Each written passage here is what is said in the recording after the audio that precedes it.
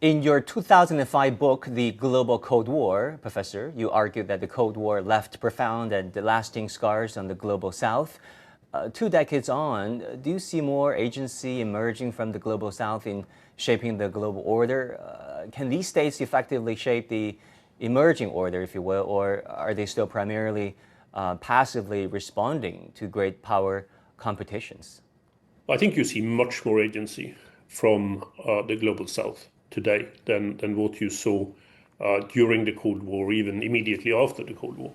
And that's for the good. I mean, it's important that the most populous part of the world, also probably the most rapidly developing part of the world, countries such as in Africa, for instance, will have more of an impact on international affairs. And you're seeing that happening already.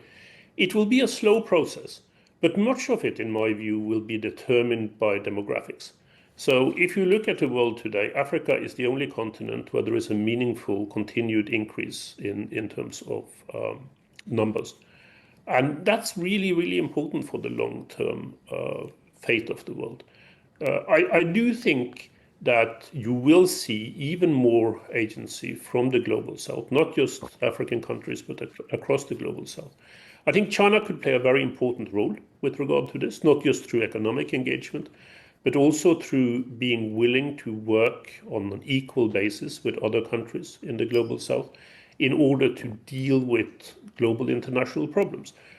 Inside the UN or through bilateral or regional organizations. And I think that is really important. I think this is one of the things that China can actually contribute towards global stability in the longer run.